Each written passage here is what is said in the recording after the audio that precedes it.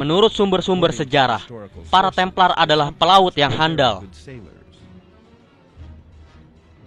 Selama waktu mereka di Tanah Suci, mereka telah mempelajari ilmu geometri dan matematika dari sumber-sumber Yahudi dan Arab dan juga memperoleh sejumlah peta.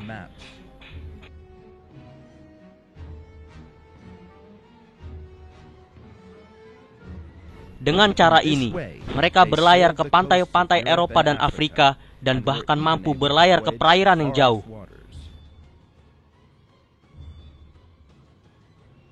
Penjelajah terkenal seperti Vasco da Gama dan Christopher Columbus, keduanya sebenarnya adalah prajurit Templar. Tujuan utama dari perjalanan laut mereka, menurut sebuah penafsiran, ialah untuk mencari sumber pendapatan baru dan rute perdagangan baru untuk membawa Templar kepada kekuasaan materi yang lebih jauh. Salib merah pada layar kapal-kapal mereka sama seperti sosok salib yang dipekerjakan oleh para Templar.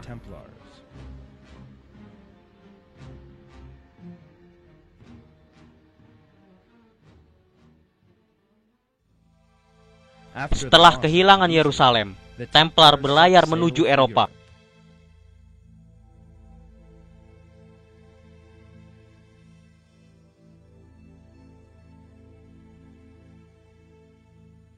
Muncul sebagai perwira miskin Kristus, kesatria Templar berangsur-angsur menjadi orang terkaya di Eropa, serta bankir dan negarawan terkemuka. Mereka berubah menjadi sebuah pusat kekuatan ekonomi, menawarkan jasa perbankan, transfer dana, membuka jalur kredit, dan menerima bunga. Meskipun riba dilarang, mereka tidak menyesal tentang penagihan bunga atas uang yang dipinjamkan. Bagaimanapun juga, bunga jelas melanggar hukum dalam semua agama-agama yang diwahyukan. Allah menyatakan ini dalam Al-Quran. Orang-orang yang memakan riba tidak akan dapat berdiri melainkan seperti berdirinya orang-orang yang kemasukan setan lantaran tekanan penyakit gila. Keadaan mereka yang demikian itu adalah disebabkan mereka berkata, sesungguhnya jual beli itu sama dengan riba.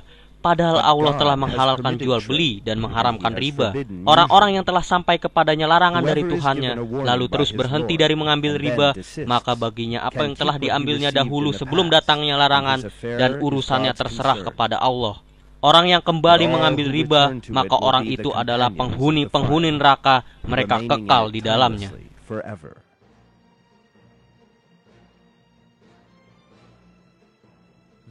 Peneliti Alan Butler dan Stephen Defoe menggambarkan uang pinjaman pada aspek organisasi dalam perkataan berikut.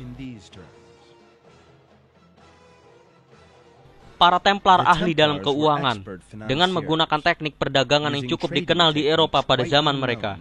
Mereka telah jelas-jelas banyak belajar keahlian ini dari sumber-sumber Yahudi, tapi akan jauh lebih banyak kebebasan untuk memperluas kerajaan finansial mereka, dengan cara bahwa setiap pemodal Yahudi pada masa itu memiliki rasa iri yang besar.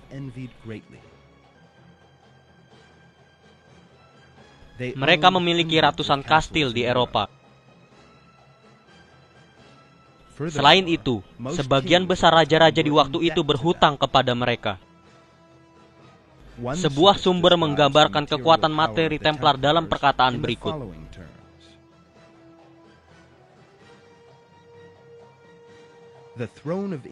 Tahta Inggris berhutang berat kepada Templar. Raja John telah mengosongkan kas keuangan antara tahun 1260 dan 1266 dalam rangka untuk membiayai operasi militer.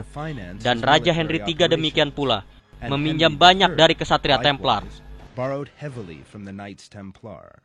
Kekuatan ini membuat Templar sangat berpengaruh di banyak daerah.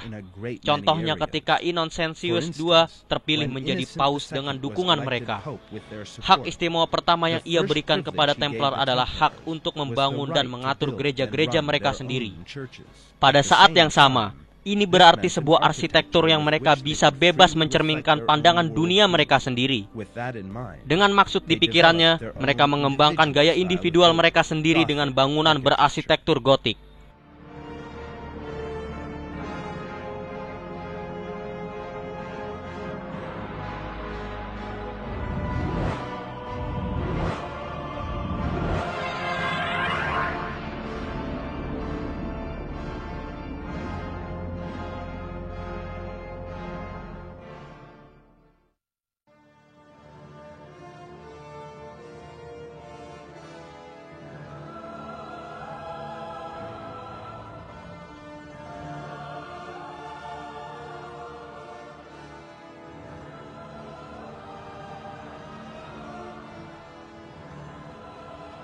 Para Templar semakin menjauh dari keyakinan agama dan praktik dari gereja. Filsafat dan cara hidup yang mereka telah pelihara secara rahasia sejak awal perlahan mulai terungkap. Rumor sesat gaya hidup mereka pun menyebar. Penyimpangan terjadi di istana pribadi di mana Templar menutup diri untuk upacara rahasia mereka, yang membuat orang-orang dan semua raja-raja di Eropa, terutama Raja Prancis, menjadi gelisah.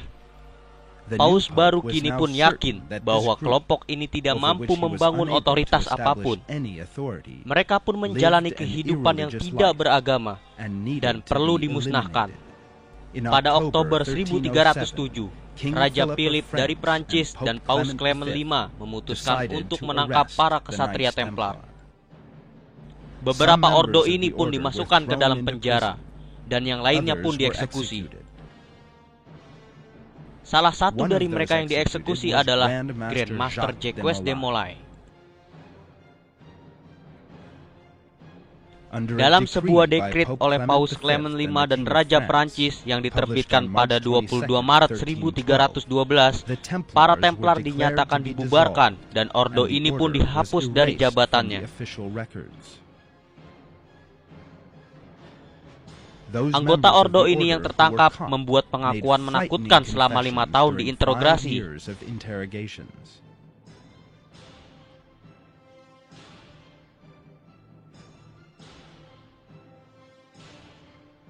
Mereka mengakui bahwa para Templar sepenuhnya menolak Allah dan agama-agama teistik. Mereka pun mengabdi pada penyimpangan dengan pemujaan setan. Ajaran ini dikenal sebagai Satanisme. Mereka menyembah pada sosok kepala kambing dengan nama Baphomet, yang dikenal sebagai sumber kejahatan dalam sihir hitam.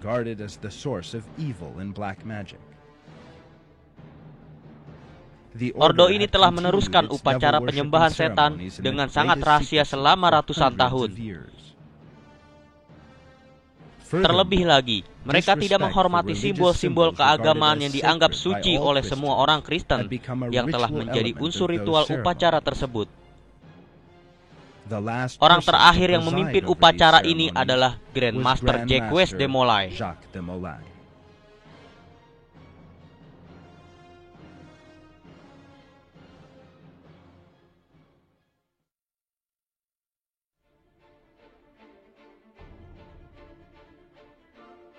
Gereja-gereja yang dibangun oleh para Templar adalah bukti dari kepercayaan pagan yang mereka adopsi.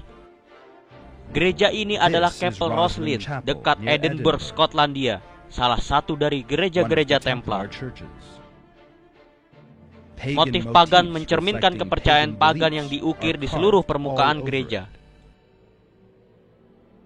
Tanda Templar di salah satu sudut gereja merupakan sosok yang mirip dua kesatria pada satu kuda.